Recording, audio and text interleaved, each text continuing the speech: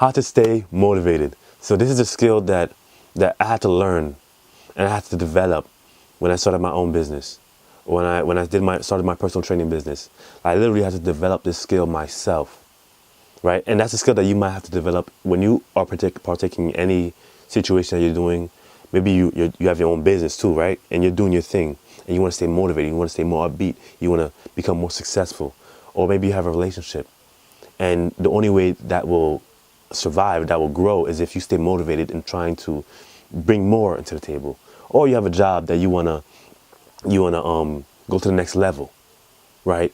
And you have to stay motivated to go to the next level, because if you stay content, you won't grow, right? And it's a skill that you need to learn, a skill that I had to develop. But when you realize it's something that can be developed, then that's when you can use it to escalate you to any endeavor that you want to partake in. So I can remember this one instance that I initiated a public speaking event. Like I initiated it. And this is my first event when I spoke in front of people. And I did my thing. Like I prepared, I was studying, I made sure I knew my audience.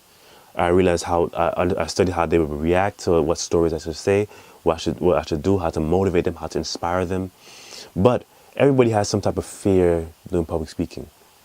Like, it's hard for us to stay motivated trying to do public speaking because there's so much anxiety that's developed. However, when you understand that you are in control of how you feel, like you are in control of how you feel, then everything switches. So at that moment when I was in a situation where all the people came, sat down, and I'm there trembling, I told myself this thing: Ralph, you are in control of how you feel, and I demand you, Ralph, to inspire these people, to motivate these people, to instill life in these people. Like, you demand yourself to do something. It's a demand in yourself. And when you can demand that thing out of you, you literally have to embody that commandment that you told yourself you want to do. You literally have to say, you are going to be powerful, special, unique. You'll be that light, that voice that'll show them the way. And when I told myself this countless times, until my body, until my eyes started exuding, my energy started exuding what I said to myself, constantly, over and over and over and over again. But it's a skill that had to be developed, right? And once it's developed, like I said before, it's gonna take off. But what I realized is two things, right? That people grow or people stay motivated by two things. And what are those two things, Ralph? Those two things are pain and pleasure, right? So let's talk about pleasure. Some people, not all people, want to go through pleasure. They want to go through personal development. They realize, listen, I want to get better at this. What can I do to get better at this, right? Some people do that. However, some people wait for pain to stay motivated. So for instance, if you have back pain, like this is a lot of my clients tend to have back pain, and they wait for the back pain to start happening or for it to get worse to do something about it, right? So they hold off until the pain gets so hard, so painful that they make a decision. Now's my time to do something. So pain sometimes, and most of the times, are the motivators to most people. However, waiting for pain to happen is not the best solution to stay motivated. You can actually use this pain now and understand it and feel it, because your body, when you think about something, your body can't tell the difference between what's happening in your mind and what's happening in reality. So for instance, if I told myself, if I have back pain and it hurts this much, I want to stop it now before it happens. So the pain in you feeling it now mentally will stop you, will cause you to stay motivated, so you won't happen in the future. But a lot of people wait for the thing to happen to them for them to do something about it. So what I realized, because the thing I had to do myself is I had to cause pain. And the way I cause my pain is I have to initiate my own pain, right? And the three questions I asked myself, right? Because this is going to hurt. This hurt me when I asked myself. I said to myself, Ralph, are you holding yourself back? right? Ask yourself that. Are you holding yourself back? Number two, Ralph, do you believe in yourself? And you be brutally honest with you. Do you believe in yourself?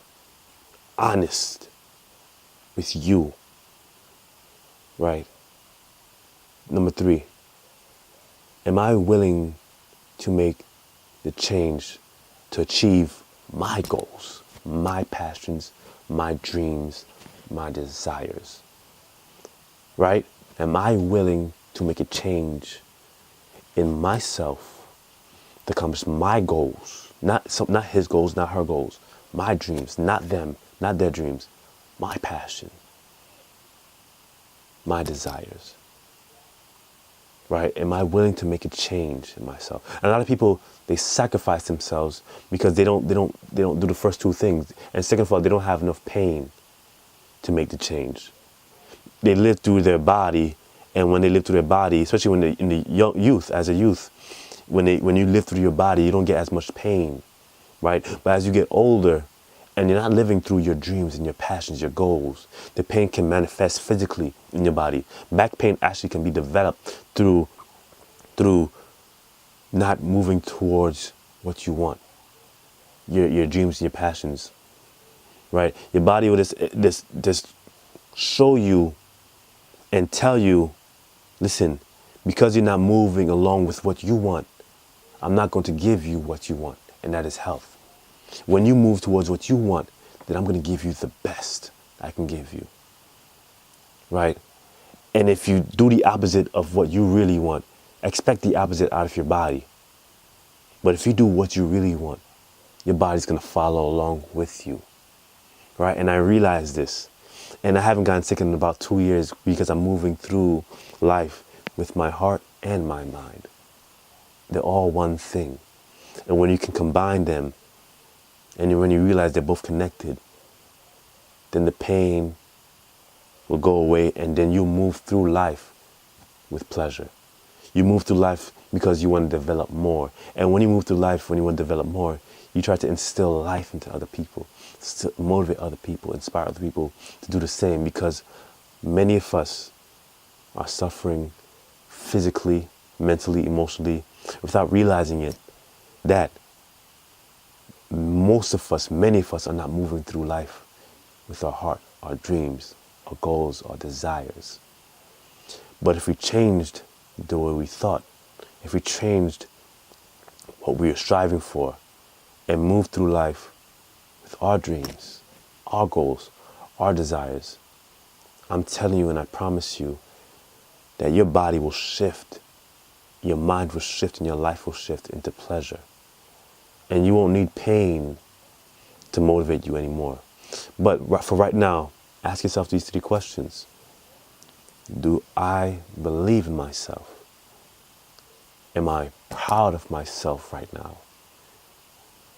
And am I willing to make a change to move towards my goals, my dreams, and my desires? And when you do, and you feel the pain, move through life with your heart and let your mind follow. Hope that helped. Done.